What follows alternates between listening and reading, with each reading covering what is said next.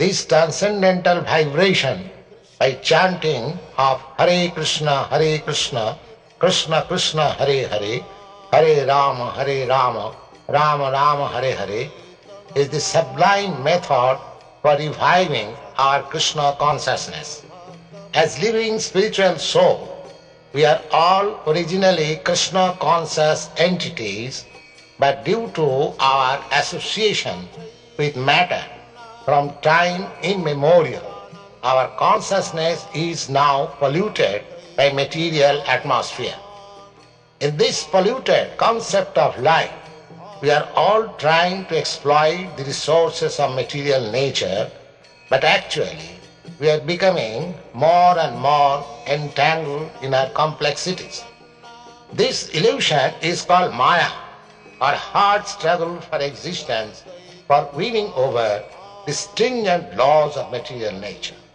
This illusory struggle against material nature can at once be stopped by revival of our Krishna consciousness.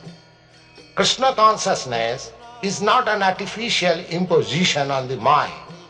This consciousness is the original energy of living entity. When we hear the transcendental vibration, this consciousness is revived, and the process is recommended by authorities for this age. By practical experience also, we can perceive that by chanting this Mahamantra or the great chanting for deliverance, one can at once feel transcendental ecstasy from the spiritual strata. When one is factually on the plane of spiritual understanding, surpassing the stages of sense, mind and intelligence, one is situated on transcendental plane. This chanting of Hare Krishna, Krishna Krishna, Hare Hare, Hare Rama, Rama Rama, Hare Hare, is directly enacted from the spiritual platform, surpassing all lower status of consciousness, namely sensual, mental and intellectual. There is no need of understanding the language of the mantra, nor there is any need of mental speculation, nor any intellectual adjustment for chanting this Mahamantra. It springs automatically from the spiritual platform, and as such, anyone can take part in this transcendental sound vibration without any previous qualification and dance in ecstasy. We have seen it practically. Even a child can take part in the chanting, or even a dog can take part in it.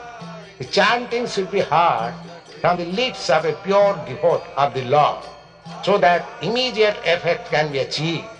As far as possible, chanting from the lips of non-devotee should be avoided, as much as milk touched by the lips of a serpent causes poisonous effect.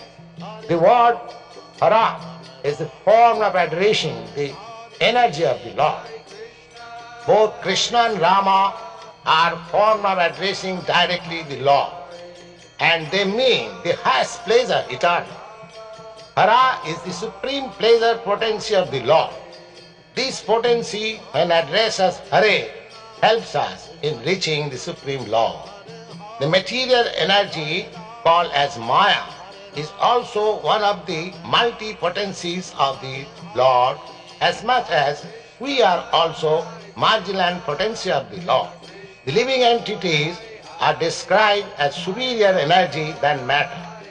When the superior energy is in contact with the inferior energy, it becomes an incompatible situation. But when the supreme marginal potency is in contact with spiritual potency, Hara, it becomes the happy, normal condition of living entity.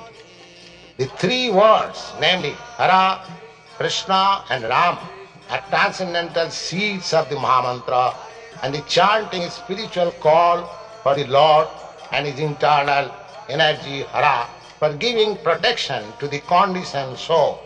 The chanting is exactly like genuine cry by the child for mother. Mother Hara helps in achieving the grace of the Supreme Father Hari or Krishna, and the Lord reveals himself to such sincere devotee.